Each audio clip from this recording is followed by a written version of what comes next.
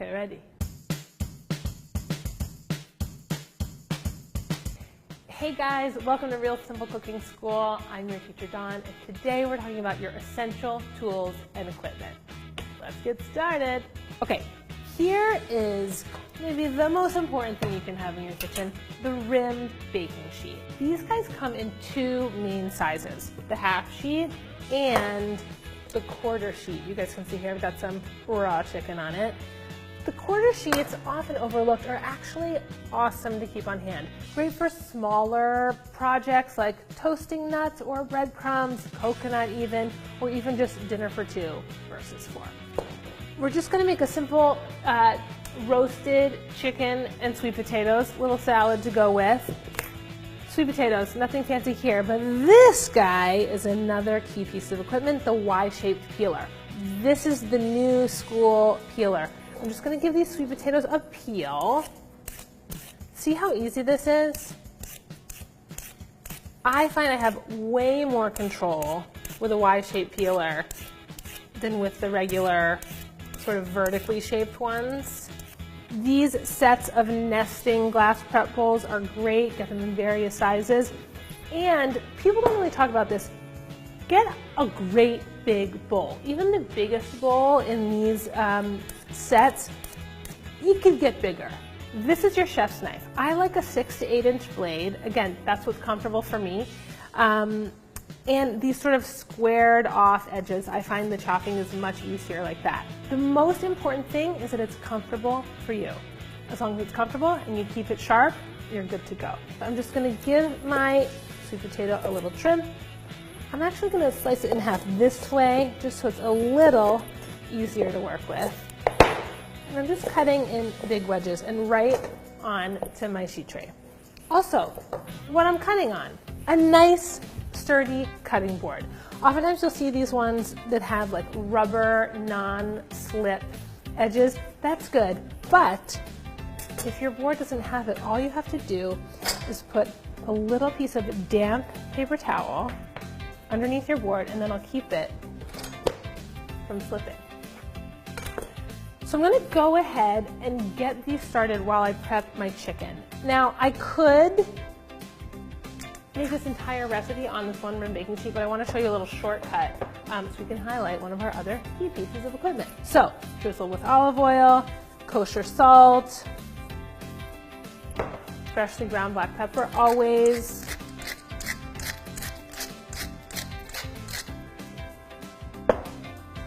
And I'm just gonna throw some whole sage leaves in with the potatoes. You could chop it if you want, but these will get kind of crispy in the oven and be super yum. And then some bacon, because why not? The bacon's gonna render while it's in the oven, and that fat's gonna flavor the potatoes. So I'm just gonna toss everything with, I should mention, the most important tool in your kitchen, your hands. So I'm just arranging my potatoes in a single layer. That way they'll roast and get delicious and crispy in parts. Otherwise they'll steam if they're stacked on top of one another. So we're gonna go 450 degrees until my chicken's ready to join it. Probably like 15 minutes. Okay, my potatoes are in the oven. Now let's brown this chicken. So, like I said, I could have thrown everything on that rim baking sheet, toss it in the oven, which is a great one-pan meal, but I want to show you a little shortcut, and I want to talk to you about the importance of a cast iron skillet.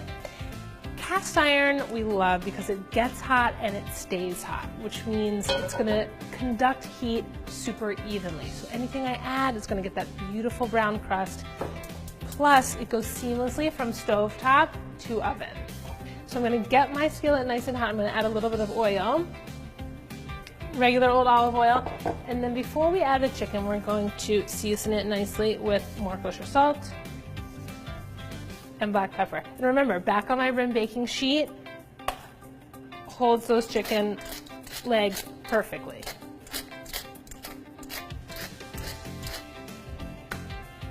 Using the tongs, I don't have to touch the raw stuff, and we can just give these a wash in between.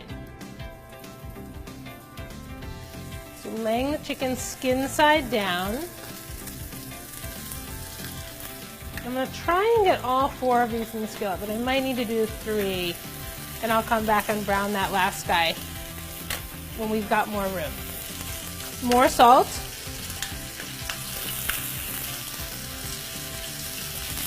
And some more pepper.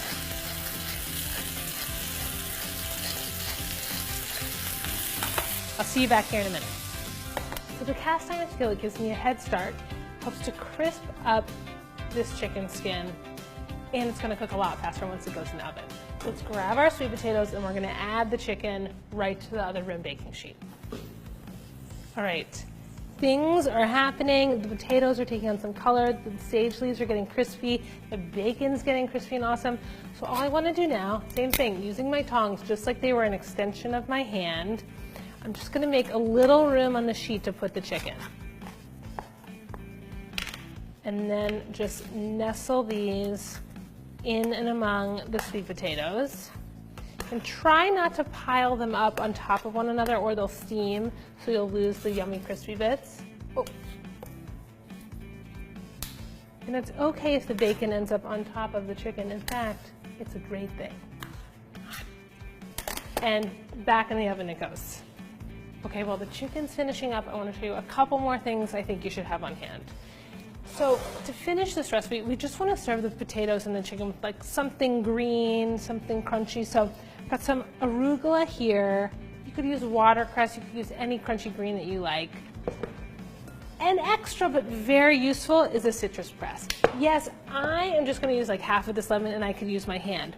But come summertime, when you are making lemonade and you're making cocktails, this thing is going to be your best friend.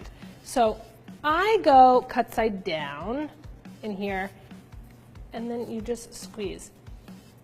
And you just get way more juice when you use a citrus press than when you just use your hand. So we're just going to toss the greens with a little bit of the lemon juice and olive oil. I'm going to wait and do that right when we're ready to eat because otherwise it'll wilt too soon. And then we're there. This looks awesome. See how this rim baking sheet has caught all these amazing juices? So one, no fire in the oven. Two, all of the sweet potatoes and the sage has like soaked up the bacon juices and the chicken juices. It's made its own sauce. It's going to be delicious. One of the first rules of cooking is no grabbing hot things, which is another good reason to have your tongs on hand. So to plate this up, I'm just going to grab some of the sweet potatoes. Got some potatoes. We don't want to miss this bacon. Beautiful golden brown chicken. And then right before serving, we're going to do our salad. So remember, this is like half a lemon, give or take. And we've got all this like sweet, yummy, fatty flavor from the sweet potatoes, from the bacon, from the chicken. So this really bright lemony dressing is going to be the perfect thing to complement it. A little olive oil, a little salt, and again, the most important tool, your hands. And just give them an easy mix. You could use tongs for this, but most of your greens are like kind of tender, so you want to treat them with tenderness. So hands are more gentle. Some of that on the plate. Then we come back, get a little more potato, a little more bacon. And there you have it. All the work you've done on your rim baking sheet. Your tongs are your new best friend. Cast iron skillet makes it all look gorgeous. These are some of your kitchen essentials. Don't be without it. See you next time.